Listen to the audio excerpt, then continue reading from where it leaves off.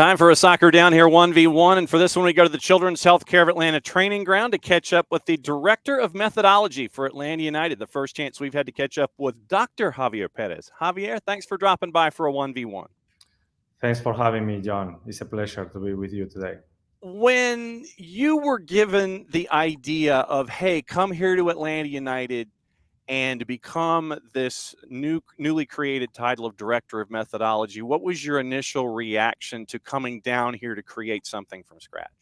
Well, the first reaction was very much an excitement because I've been for 15, 16 years now in this country.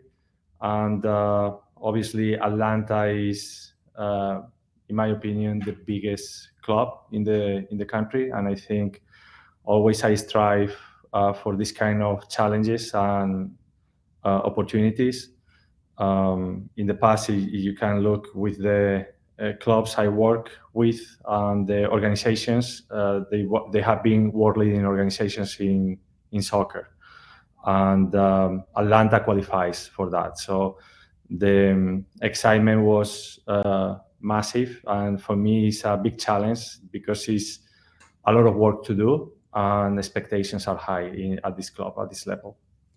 You started in late April, and my first question to that is, you hit the ground running probably at a good 80 miles an hour, maybe 100 miles an hour.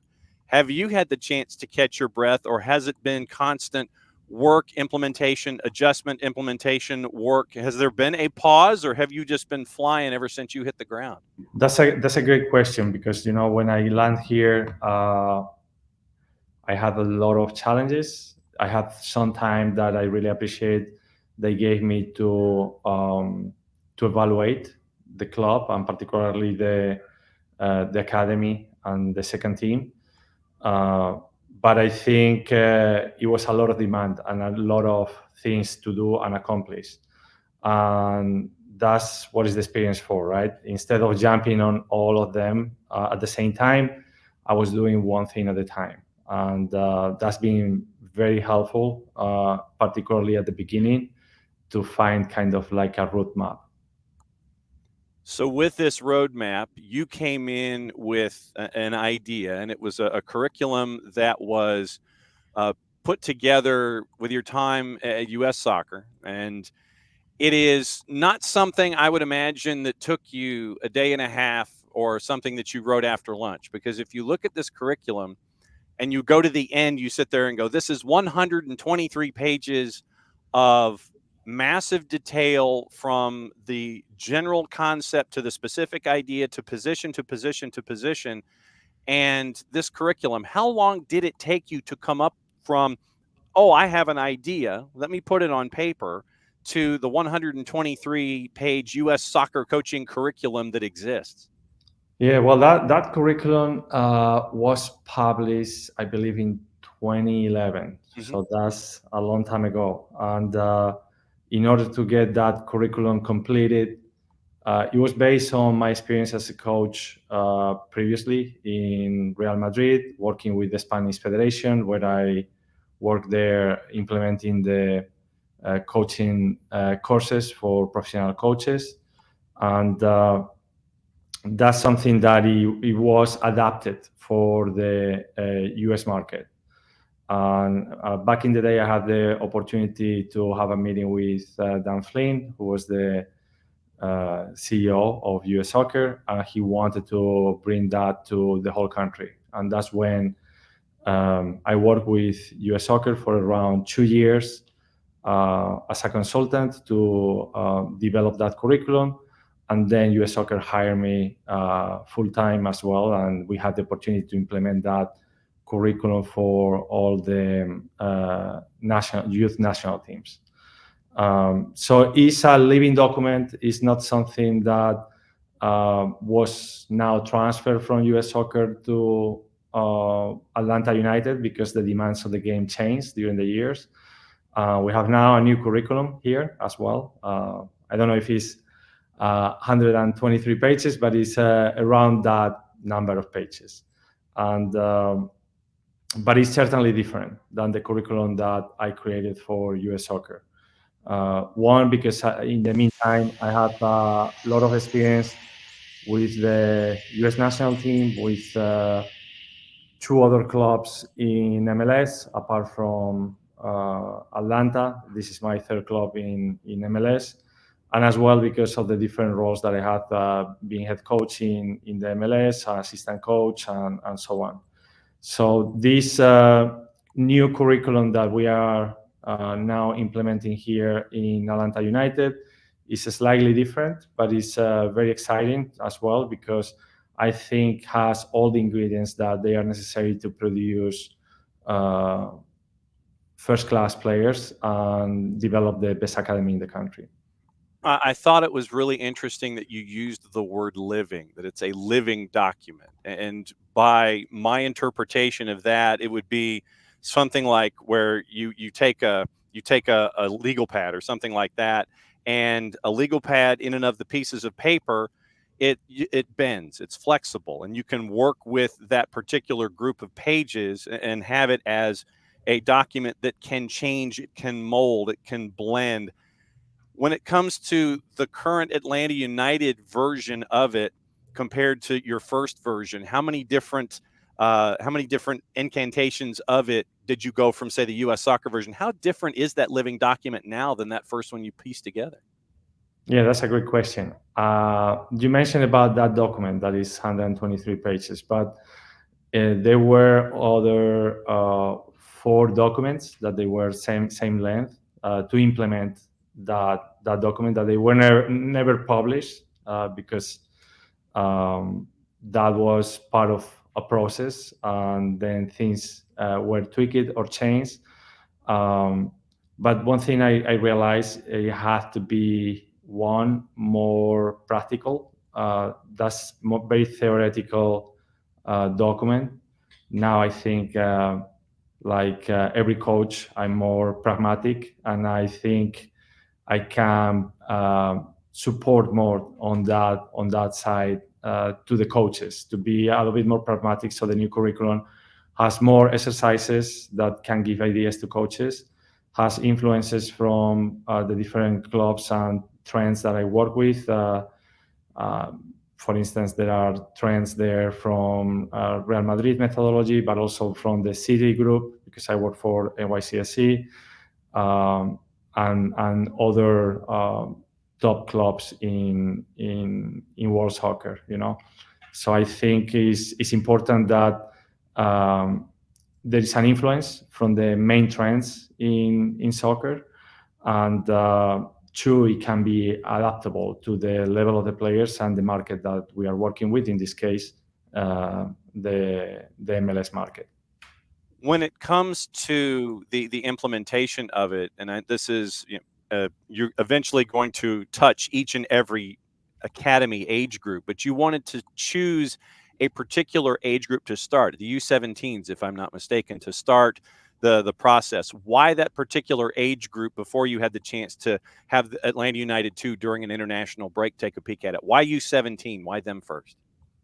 Well, it was almost like hitting an emergency button, right? And because we felt that that group wasn't having the performance that we were expecting, I wanted to have a better understanding of what was the challenges that this team was facing. Um, I think once you start working, it's a little bit different, because you want to focus on a long-term program, particularly for the academy, and that's what we are doing right now. We are making sure that the foundation, particularly for the U13s and U14s, is very strong.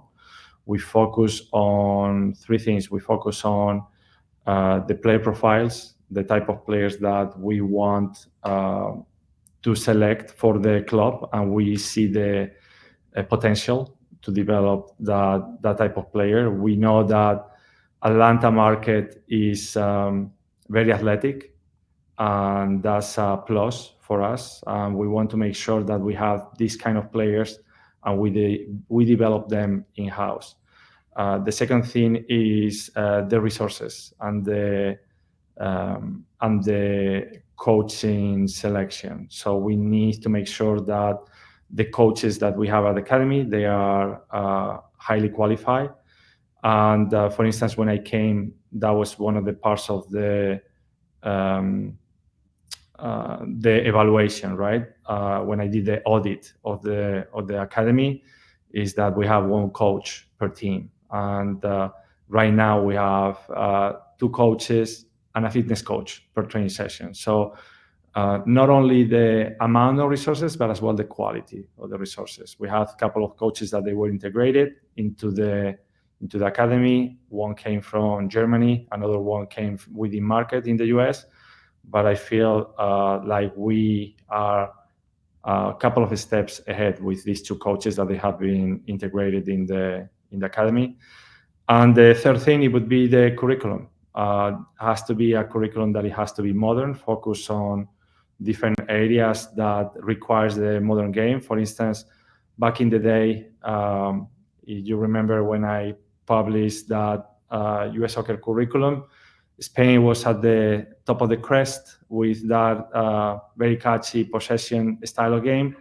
But we know that these days, that possession type of style of game doesn't take you too long. So what are the main principles that we are focusing? So we want to play fast and forward, first and foremost. We want to be able to be compact when we defend. And number three, we want to play with intensity, and for that we need to take the game into the attacking half. I don't want to be too technical or too specific, because probably that's not very appealing to your audience, but just to get them as well excited about what are the key elements of the development in the academy.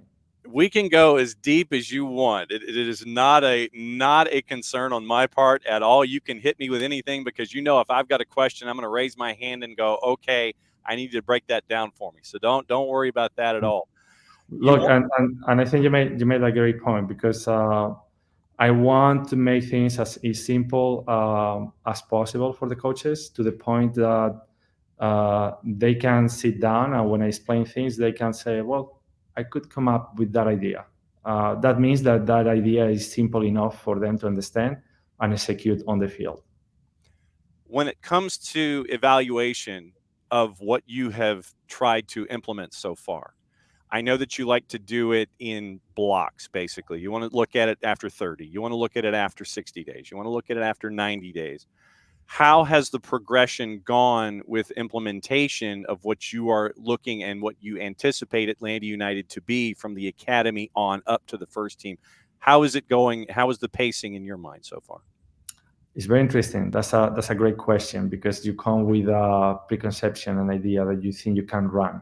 And sometimes that's been a learning experience as well for me here in Atlanta. Instead of running, sometimes you just have to walk and go with the pace that is.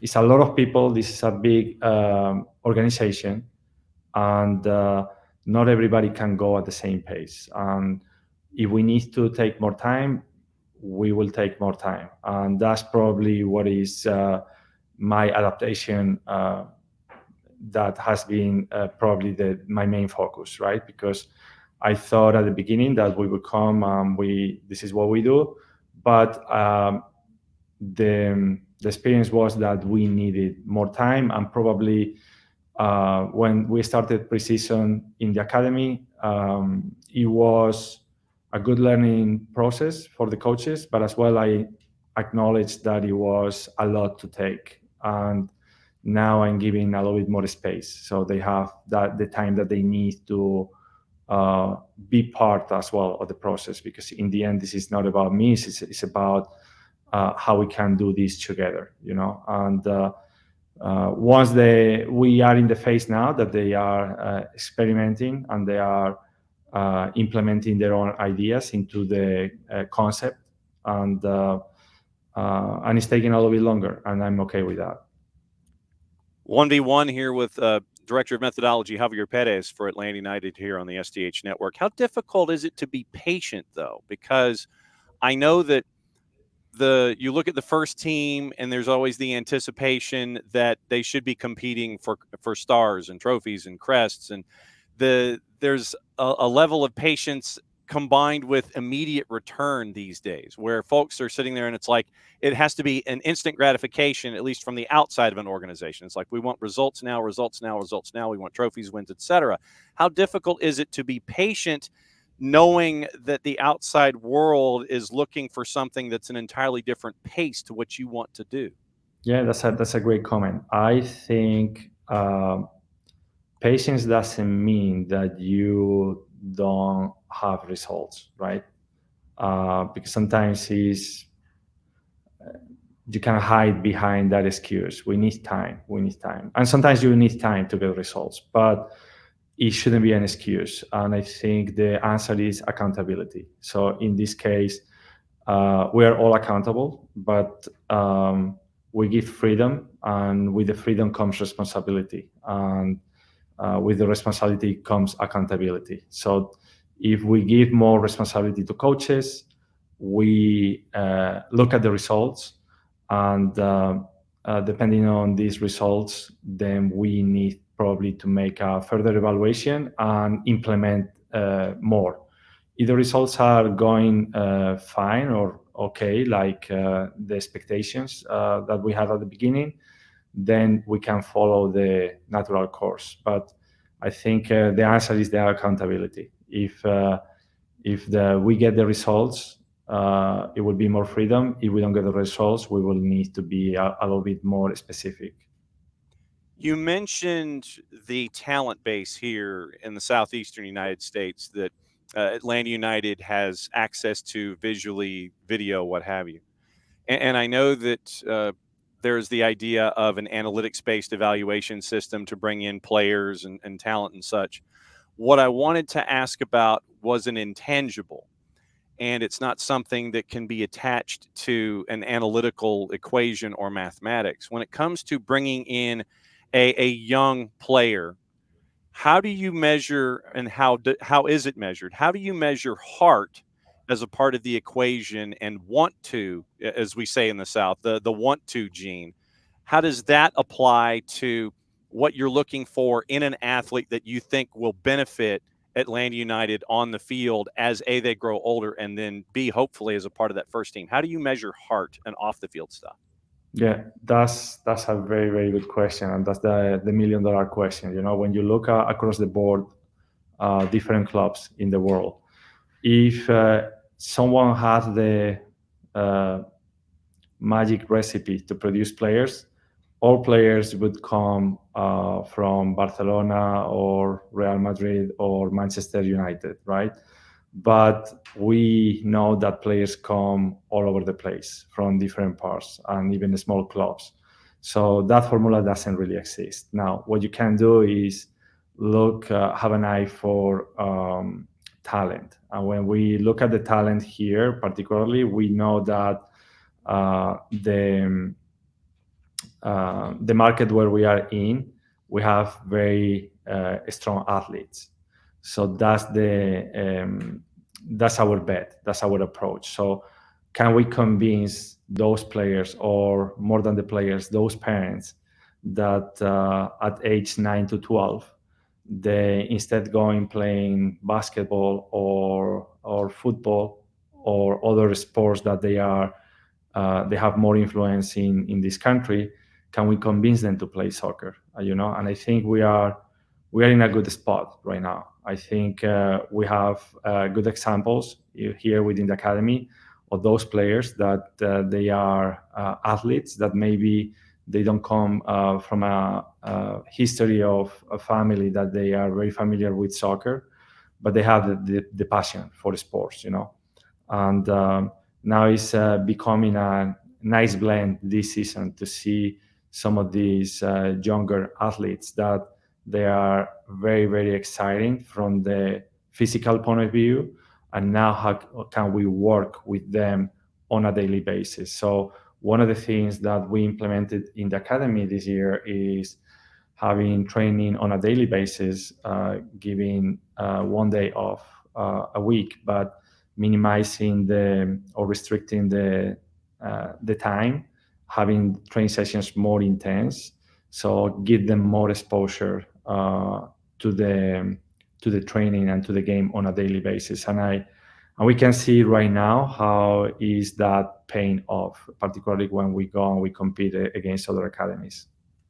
What do you see as your biggest challenge once the first team season is completed, whenever that is, and getting ready for the calendar year of 2025 and what you want to accomplish in the second calendar year of your methodology? Yeah, I think the most important part is to get ready the second team. I think our second team has been a little bit of a pending signature, that we need pending work that we need to excel. And at least this next year, we need to get the right pieces in order to have the performance that we want for that team without disrupting too much the academy. We all know that we use that team to is kind of like a bridge the gap between the first team and the academy. And some of the first team players, they have the ability to complete their necessary playing minutes with that team. And at the same time, some of the academy players, they have the opportunity to compete at a higher level, closer to a professional game. Um, but we find challenging in terms of creating um, a competitive roster. That's the first thing. And second, to don't disrupt so much the under 18 team and the academy. So I think that's the main focus in the next few months.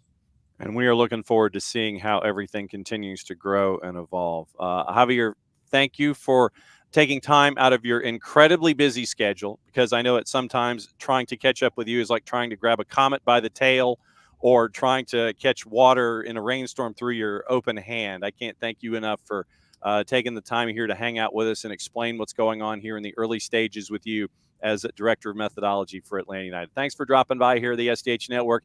We're going to be knocking on your door a lot, but once again, thanks for dropping by. No, thank you. It's my pleasure, and I really appreciate the interest in the club and the work that we do at Atlanta United. Thank you.